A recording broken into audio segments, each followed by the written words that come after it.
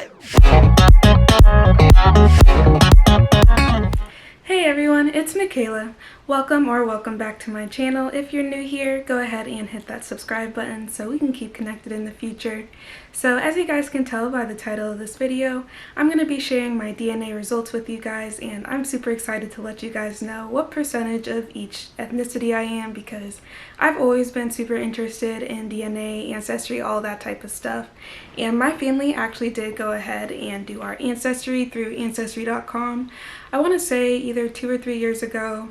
And the cool thing with ancestry.com is that your results will keep updating the entire time. So even from the time that I got my results back to when I just looked at it now, my results have slightly changed. So just some background on me. I do consider myself to be African American. If I'm on a census, any of that, that's what I'm going to put down. Both of my parents are black, all of my grandparents are black, and as far as I know, all of my great-grandparents are black. So on my dad's side of the family, they're all light skin, my complexion are lighter. My mom's side of the family are all brown skin or darker, so there is a pretty good shade range. So I mentioned earlier that my mom, my sister, and my brother all have darker complexions, and then me and my dad are both light skin. So with that being said, it was super interesting that both me and my dad had a high percentage of DNA from one particular ethnicity in Africa. So let's get right into that. Okay guys, so I feel like I should just go ahead and hop right into my ancestry results. So I went ahead and logged into my ancestry.com account, and the first thing that I see when I click on my ethnicity estimate, it says that your DNA looks most like DNA from these 10 world regions. So what I am getting from that is that I am at least 1% from these 10 different regions that are on this list. So the first place on this list, and this was super exciting, and it's a really big percent, guys, so I am, drumroll please, 37% Nigerian. So super cool.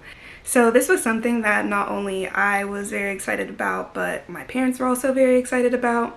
Both of them also had a very good chunk of Nigerian ancestry in their DNA results. So what did they do? They went to Nigeria. So 2 years ago, I want to say, maybe even 3 years ago, 2 or 3 years ago, I was still in college, so unfortunately I couldn't go.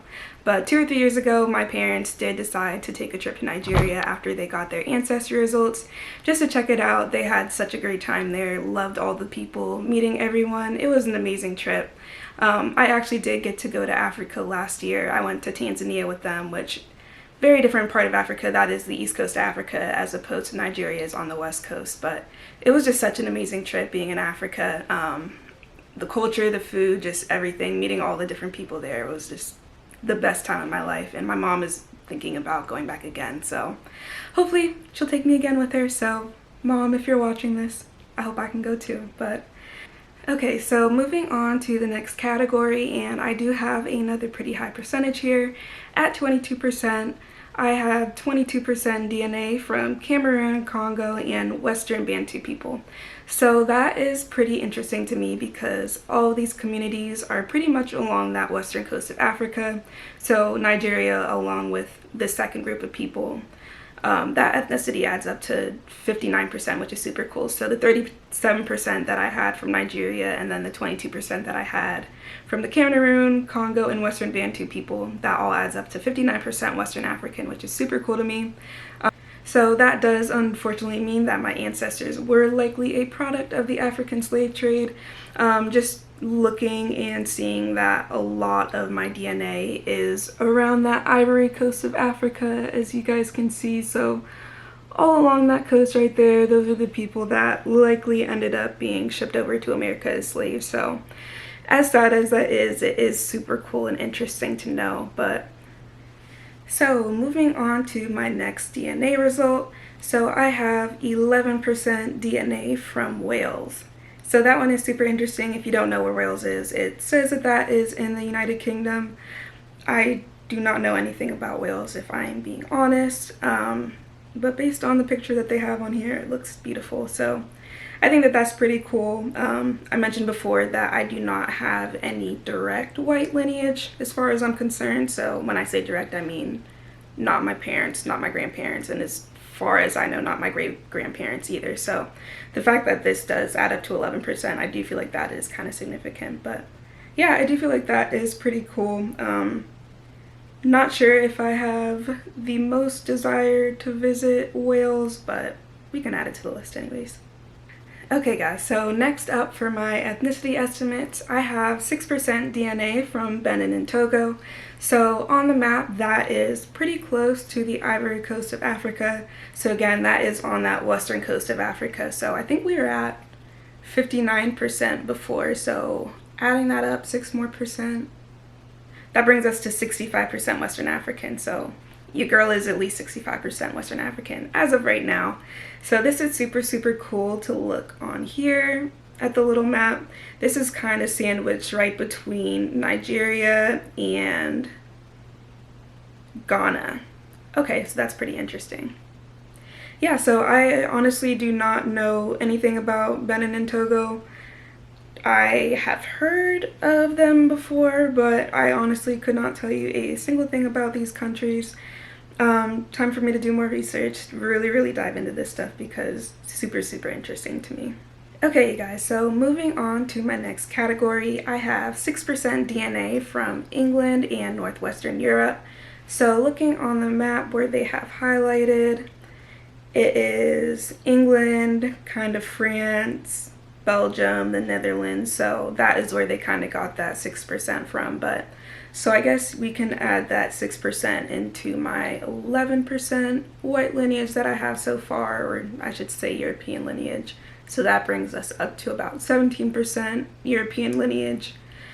That does not surprise me at all, to be honest. When I first was going over my DNA, I was expecting to see a lot more European lineage on there just because of my skin complexion, and with my dad's side of the family being primarily lighter skin, I was expecting a little bit more Europe on here. Definitely don't care either way. It would have been cool for me to see regardless, but just kind of like a genotype versus phenotype thing. I was expecting, just based on how I look, to see a bit more Europe on there, but we're not done. So up next for my ethnicity estimates, this category I have 5% of, and this is DNA from Mali. So again, another Western African country. We love to see it, so that brings us up to what, like 70%?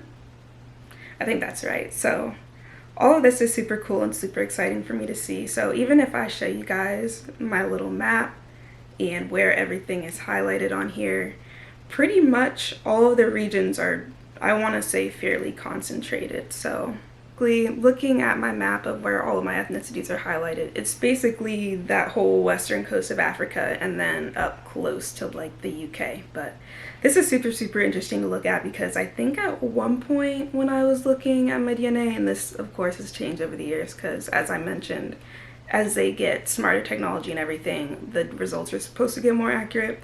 I do remember at one point they had me as like 1% Filipino or like 1% Spanish, something crazy like that. But that was just super interesting to see for me because I was like, where did Filipino come from? I had no idea, but it's gone from there now, so oh well. So up next on our list, I have another 5% ancestry, and this one is 5% ancestry from Scotland. So again, this is another European country, so I have, for my European ancestry, I have Wales, England, and Northwestern Europe, and then Scotland so far. So that brings our total for European lineage up to 22%, which I feel like that is pretty much expected for me. And something that I haven't mentioned, I don't know if you guys know, but so the average African American actually has around 24 to 25% European ancestry. So the fact that I already have 22%, that is very on par for what a normal African American's DNA would typically be made up of. So not a huge shocker. I do feel like this is pretty on par. So okay guys, so I have 3 more categories to tell you guys about, and they only make up 8% total of my DNA. So not hugely significant, but I do have 4% DNA from the Ivory Coast in Ghana. So again, all on that western coast of Africa. Your girl is Western African. We've pretty much established this. Pretty cool. But after that, I also have 3% DNA from Senegal, and Senegal, again, up on that western coast of Africa, up a little bit higher, but that's pretty much where I'm seeing a lot of my DNA coming from, is just that western coast of Africa. But after that, my last little DNA that I have on here, I am 1% Irish apparently. So it does say that I have 1% DNA from Ireland. That brings our European ancestry up to 23%. So basically I am 23% European ancestry, however you want to split that up, and then about 77%, I'll just call it Western African, because as I'm looking on the map, the majority of these countries are Western African. So I feel pretty comfortable just saying that 77% is just Western African. So something that's really, really cool that Ancestry.com does is connect you to early communities that were in America. So I was connected to a few different early African American communities. The first one, which made so much sense for me, was the early Virginia African Americans, and I live in Virginia, guys. My family's from Virginia. They have lived here for as long as I can remember. My dad was born and raised in Richmond, Virginia. His dad was, I believe, from Richmond. Their family has been there the entire time. So that was super interesting. And it does say that those early Virginia African Americans were connected to the people in Nigeria, Cameroon, Congo, and the Western Bantu people. So those were all those people that I mentioned earlier that I had DNA from that were on the western coast of Africa. And it said that these people likely arrived in America between 1700 and 1800. So that does make a whole lot of sense with the African slave trade. And like I was mentioning before, that I figured that unfortunately my ancestors were likely a result of the African slave trade. So this pretty much confirms it here, showing that my DNA is connected to other people that were tested as being early Virginia African Americans. So the next early community that I was connected to were Kentucky, Tennessee, Georgia, Alabama, and Mississippi African Americans. And it says that these were people in the area between 1775 and 1950. And it connected these people to the DNA that I had from Nigeria, Cameroon, Congo, and the Western Bantu people, which was exactly the same DNA that they connected me to for the early Virginia African Americans. So I do think that there is a story to be told about the fact that Mississippi is on here, and I'm hoping that my mom will tell this story, because I do not want to butcher the story. But to give a rundown, basically my mom's side of the family is from Michigan. They've been there for many years, but before her family lived in Michigan, I do believe that her however many times great-grandfather lived in Mississippi, and he was a sharecropper there. And if I'm remembering the story correctly, he was basically run out of Mississippi because he was able to count and was basically calling out the sharecroppers for shorting him and the other workers on how much they were supposed to be paid. But I would love for her to tell you guys that story, so I'm going to see if she's willing to do it. Mom, can you tell the story of why my great-grandfather moved from Mississippi to Michigan? Of course I can. Your great-grandfather, my grandfather, was born in 1899, I believe in Como, Mississippi, and he was a sharecropper there during the earlier years of his life into his early adulthood.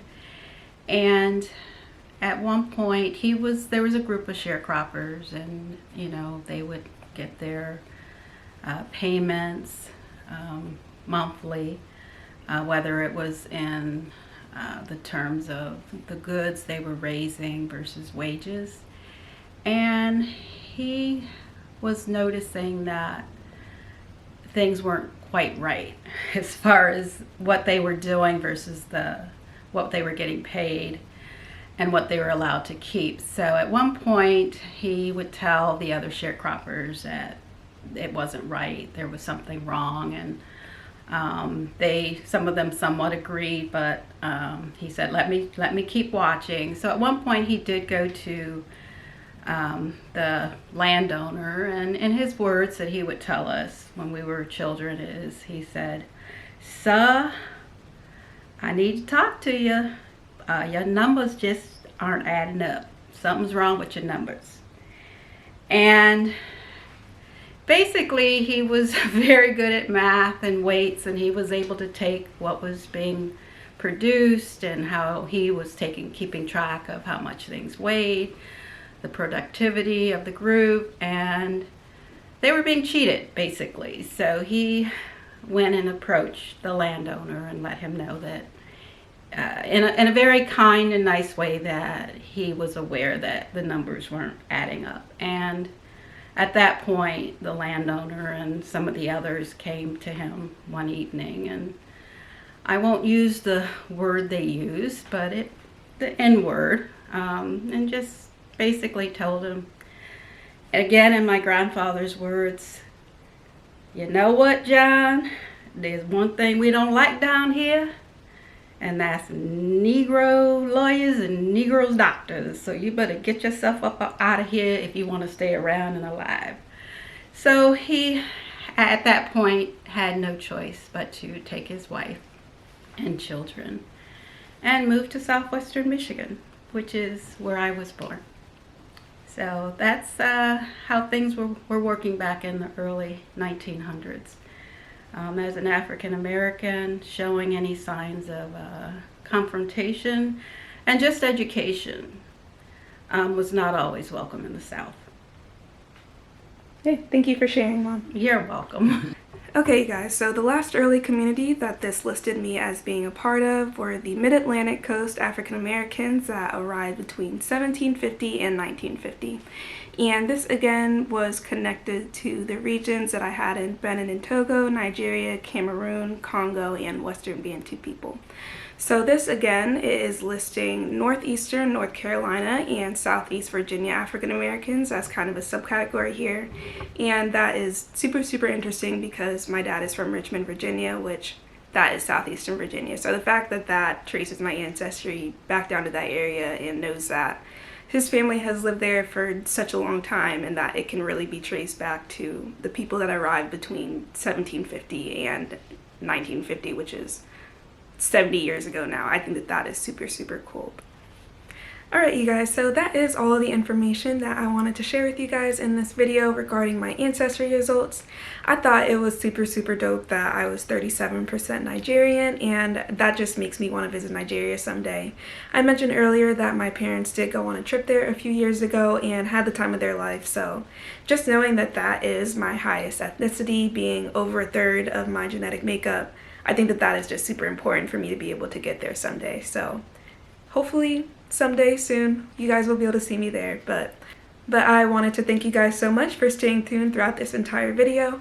If you guys haven't already, go ahead and subscribe to my channel so that we can stay connected in the future, and I will see you guys in my next video. Bye guys.